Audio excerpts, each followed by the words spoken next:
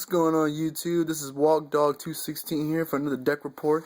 Sorry it's been a while since I've posted anything, but I had some computer issues, but I think I figured out how to fix it, so we'll find out when this video uploads.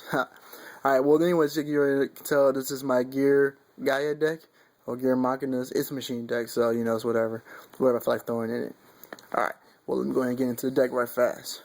First we'll go with monsters. Running 2 arsenals. Some people say run 3. I only run 2. I only have the space for 2. I like 2 because I don't really like drawing into this.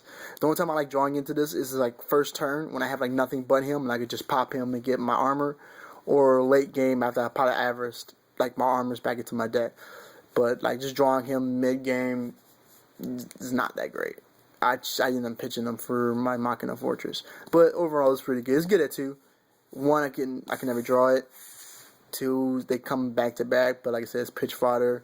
3, they're like always there. 3 accelerator. You already know what this guy does, special summons himself. It's pretty nice. I like to just normal summon 1, especially the other 2, and then like exceed for like my Shockmaster or my Sigma. But like you already know the combos you can pull off with this guy, so I'm not gonna beat that to death. 3 armors.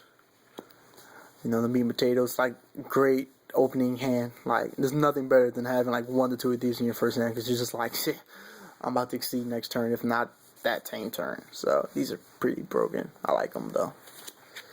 Alright, next. 3 gear frames. I run them at 3. I never really draw into them that much. I'll have, like, 1, but I won't have the, like, then, like, clog my hand. So, I mean, a lot of people told me I should just run the 2, but, well, I just run the 3rd one. Like I said, everything is like pitch fodder for the Machina Fortress, so you can never really have too much of anything. Then he's like 18 beat sticks, so it doesn't matter, you know, if I draw into it or not. It's always something to test the waters with, if you're not sure what your opponent has set. Then I run 3 Machina Fortress. People will always say to run 2, and then 2 cannons, Machina cannons, I believe is what they're called. But I don't like Machina cannon like that much. Like, I used to use Machina the other 10-star guy to pitch. But you know, like they say, you can at least summon the cannon. But I've never summoned a cannon. I never had an urge to summon the cannon. As soon as I see cannon, I'm like, hey, that's Machina pitch. Sweet, all I need is my fortress and I'm good to go. But like I said, I run 3 because like I always pitch the 2 to bring back 1, and then if he dies, I have 2 in the graveyard. So you know, I can always do something to bring him back. And like there was also like the big eye combo with him, which is pretty like broken. I've done it once. I've only played this deck like 3 or 4 times, and I've big eyed like once. But you know, after 4 games to pull out big eye is pretty impressive. It means I probably bring him out more than half my games. 2 effect veilers. I like effect veilers. They help because the deck's not very strong monster wise. Like the strongest monster is a Machina Fortress, but he's only 25k. So this is just like stuff like to like if they pull out BLS, you can just veiler it, and then they have to smack your fortress, and then they lose their monster. That's all its purpose. And then I can also synchro. You know, I can make 8s, 5s, 9s, so I don't see why not. But I run 2. I usually probably would side these, but the games I've been playing, these actually proven, you know, useful. So I don't even side them. Like I'm siding the maxis, if anything. 1 cannon is pitch fodder. I can play him. I never played him. I don't even first see me playing him. Gores and Gores token, because it's funny. Gores helps win games, and like I said, it's always pitch just in case. And Grand Soil. A lot of people probably like, why you run Grand Soil? I'm only running it to test it to see if it will work. I was going to run 2, but then I figured 2 would be too much, so I run the 1 to see if it's even possible to bring it out. And I've pulled it out a couple of games. Like the 4 games I've played, I've actually I made this deck on Dual Network, and I could pull it out pretty simple. But the games that I played with it so far, I've pulled it out twice, and that's already half. So he's in there for right now. If anything, I'll just side him out if for something else like limited removal. But so far he's working out pretty well. I want to play him a little bit more, mostly because I just want to play him. But I'm gonna play him a little more, see how it works. On spells, 3 MSTs. Love MST. It's a pretty broken card. People told me I should like side 1 and just run the 2. But there's not that much spell and trap card hate in this deck. It's literally just my MSTs and my heavy storms. That's the only thing I really have to pop back row with. So that's why I run the 3.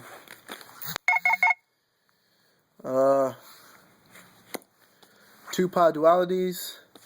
You know, I don't even know what to say to that. It's pod dualities. You know, helps you get into your armors and stuff. 2 Forbidden Lands. I don't like my Gigants or my Shockmasters, or I don't like my boss monsters bottomless. Like, you go through all that work to play them and then they bottomless it or trench attributed. That's why I have that. Also, I have it because Geargia armor has some pretty hefty defense. So if I can Forbidden Lance their monster and they lose like so much attack, there's a good chance that they're not going to be able to overpower a monster, and that gives me another free summons, another free search. So they're pretty good. Of course, now we're going to the singles. Book of Moon, like the only card hollow that comes hollow in this deck. This is the only card I don't have hollow, but I got one coming in the mail, so it's not bad. Pot of Avarice, Heavy Storm, Dark Hole, and Monster Reborn. Super spells on the traps. 2 DD Prisons. These are for cards that just can't be destroyed by battle. I have a couple people who play cards like that or can't be destroyed by card effects. Now it's DD Prison. This deck is going to be very trap heavy. I'm still play testing it, but if I were to side, I would generally side for traps because I have more traps in my side deck. 1 Judgment and the warnings. Solemn Brigade, of course. 2 Bottomless Trap Holes. Like I said, there's not much in this deck that's like the only monster I have that's stronger than my fortresses is the Gores and the Grand Soil. So this is for like the bigger stuff that I want to keep my monsters alive and protect. 1 Torrential, because 1 works out fine. I side the 2nd. 1 Starlight Road. I only ever get to play 1. I rarely play 2. I haven't even actually done it yet. I've always been able to play 1, but I never been able to play 2. So, but I side the other, if anything. Alright, on to my XYZs. 2 Gigants. You know, they do Search, blah, blah, blah. Their last effect I don't really use because I don't have any level 3 gear monsters, but Search is pretty much their full purpose.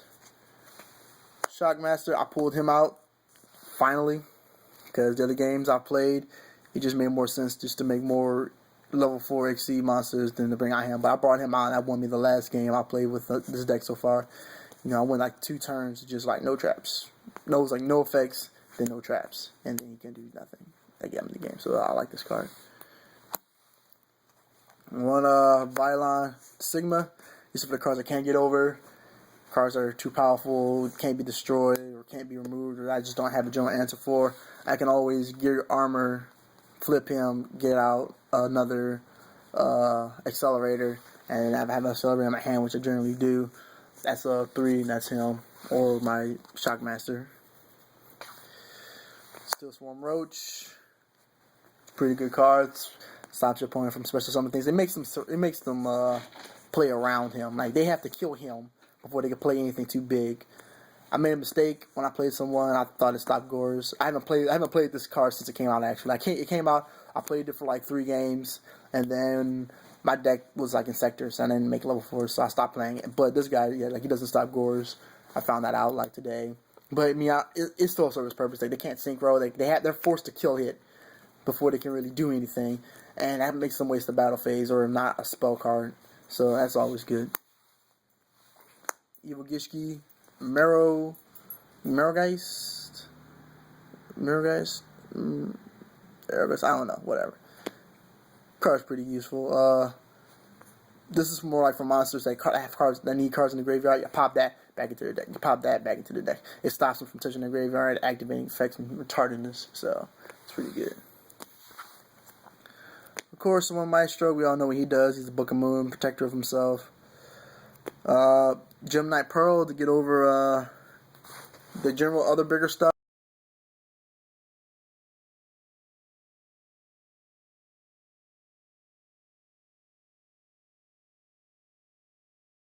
I pulled it out once. I actually managed to mind control a Utopia and then drop my ring on top of it. I still lost that game, but that was an epic move. So yeah, one Utopia. Enough said about him. One big eye. Like I said, I pulled it out once.